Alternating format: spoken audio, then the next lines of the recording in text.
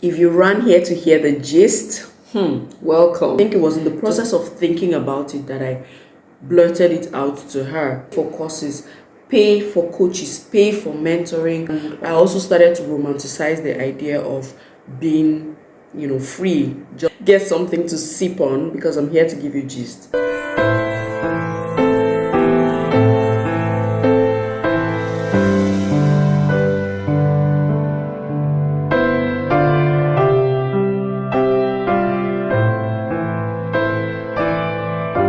Welcome back to my YouTube channel. Thank you for tuning back in. Listen, guys, thank you so much to everybody who sent me messages. So what I noticed about the last video that I posted was people didn't drop comments on that video, and I was wondering why. But a lot of people were coming to my WhatsApp. People who know me personally, they were coming to my WhatsApp to say, what happened? How could you have left your job? And I had to answer a lot of people. But I also know that there are the group of people who didn't say anything, but they're also curious. So I'm here to share with you. If you're wondering why I left my high-paying job, yes, the pay was good. I was enjoying the money. So if you're interested in finding all that out, then please keep on watching. So let me tell you one thing, right? I loved working in my former place of work. I truly enjoyed working there because it was not a tense environment. It was very friendly. It was nice. The director of school was such a pleasant person, especially to me. I mean, a lot of people didn't know her quite well, but she was very open to me and with me, and then we worked quite well together. We had a very informal relationship.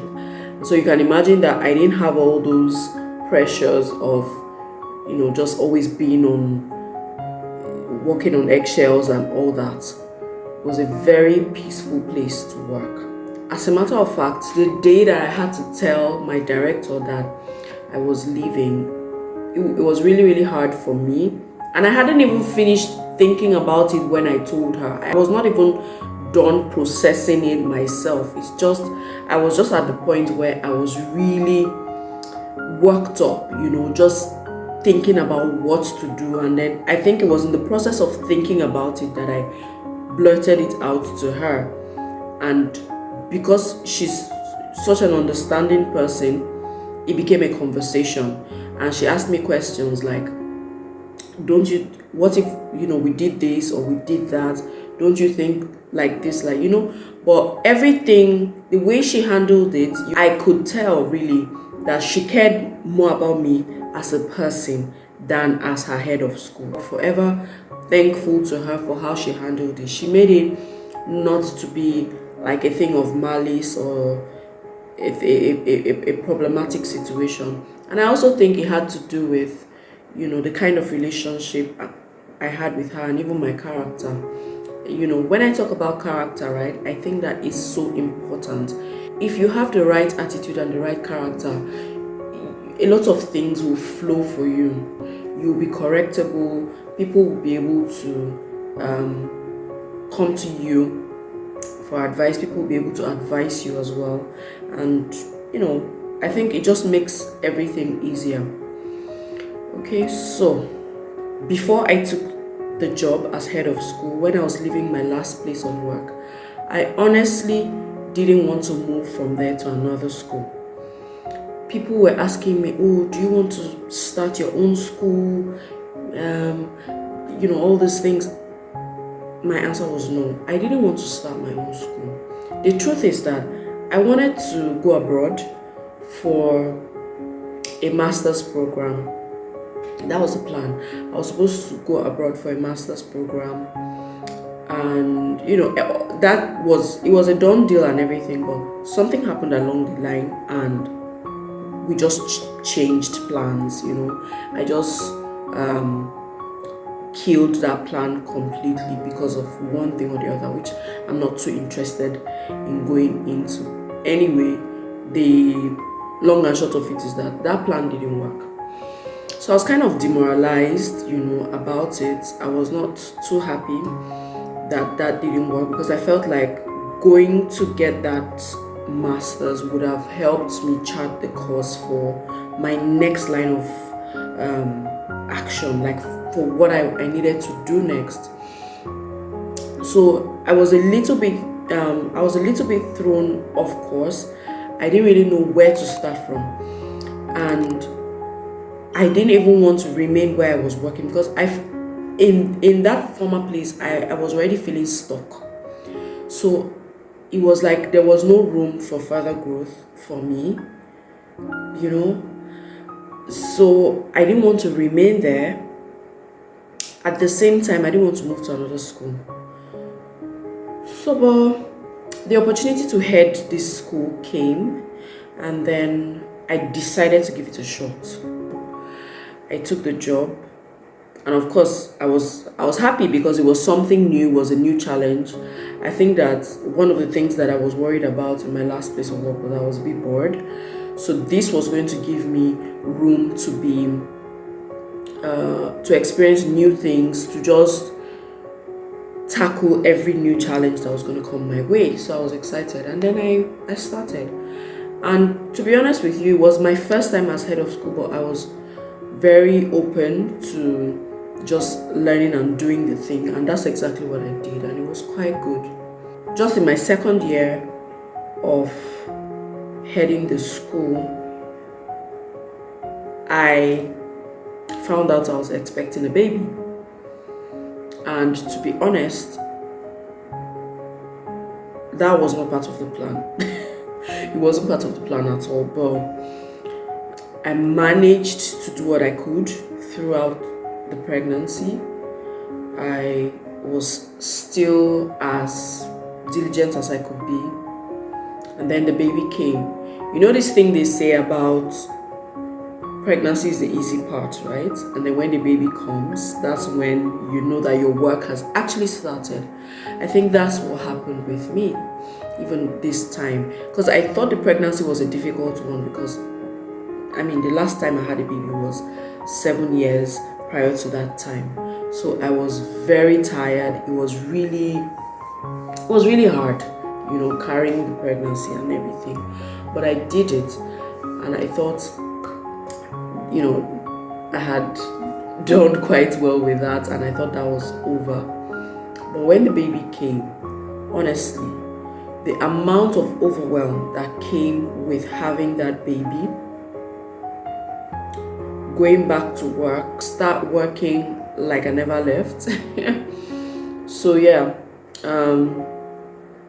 dealing with that, dealing with my other 2 kids, in fact, that time, their schoolwork, support from home and everything really suffered, because I just couldn't be the mom that I had been all this while to them. Sometimes they had to go to school with undone homework, and this is me being extremely vulnerable.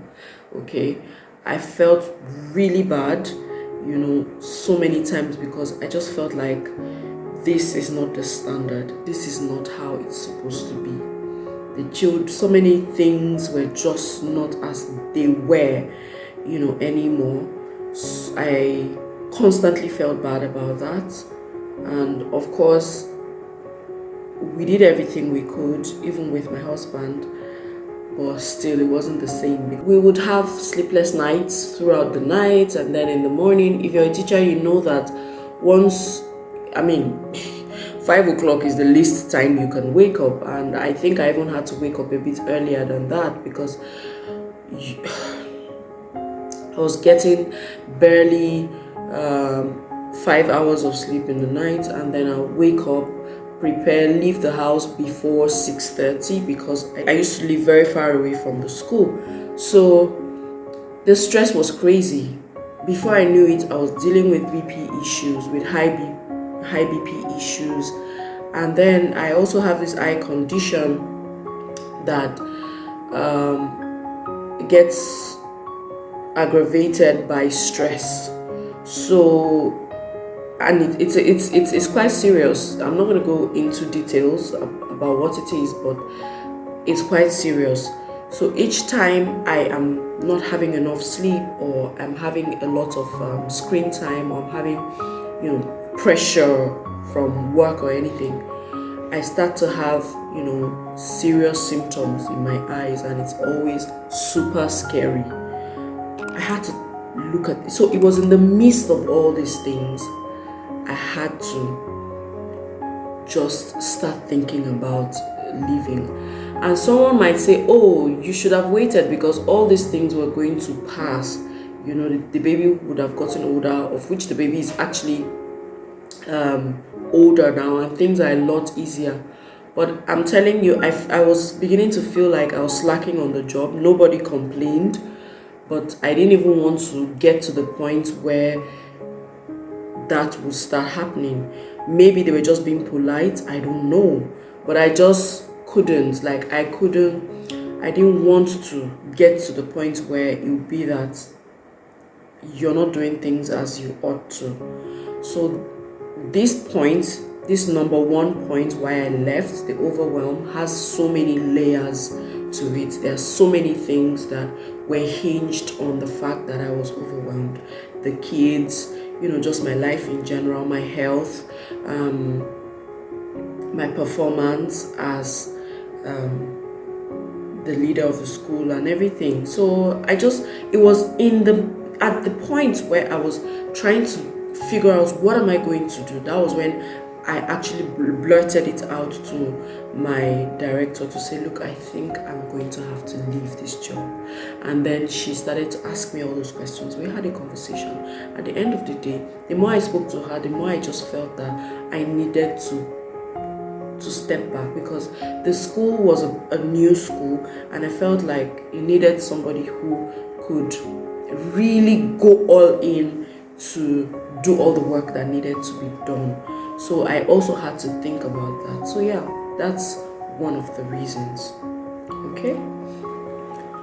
The second reason why I left and why I was able to leave is because the more I started to think about leaving, I had to start thinking about what I was going to do after I left. So I started thinking, oh, I'm going to leave. Am I just going to leave to go and be sleeping or taking care of my baby? Or what am I leaving to? And then, of course, I knew that the next thing to do would be to try to build my business as much as I could. I've always had this business. I've had this business, Light Haven Educational Services. I've been running it for over 6 years, honestly. I've been doing some consultancy alongside my 9 to 5. I've also been organizing children's programs. I've been doing all these character things for quite a while, but it has always been like a side thing. So I just said, okay, since I'm no longer going to be doing my 9 to 5, it is now going to be time for me to face this business and see what I can make out of it. And that's why I've been all in, just trying to set structures in place in my business and see what I can do. Yeah, so the more that I thought about leaving, the more I started to plan to say, okay, this is what and what you're going to do when you are out of this place. Okay, and I also started to romanticize the idea of being, free, just being able to do my thing, because prior to this time, I had to constantly think of, oh, whatever you're doing, is it going to clash? Is there going to be a clash of interest, or the non-compete clause? Am I going to be breaching it in any way? I had to constantly think about things like that. So I started to get excited about all the things that I was going to do now that I'm no longer going to be like in a box. So I started planning and all that. So that's the second reason why I was able to confidently up and leave. Okay. The third reason why I was able to leave. Are you ready? Are you ready to hear it? I was able to leave because I could. I was able to leave just because I could. Okay, so I mean, I've been in this education thing for over 15 years now. I have put in a lot of work, I've learned a lot of things, I've built new skills, I've built relationships, I've built, different networks. I can think of over 12 to 15 schools off the top of my head, and I'm sure there'll be more if I actually sit down to think about it. I can think of about 12 to 15 schools that I can easily just walk into to have a conversation with, the stakeholders, either the teachers or the owner of the school, simply because I've had a relationship with them, I've built relationships with them.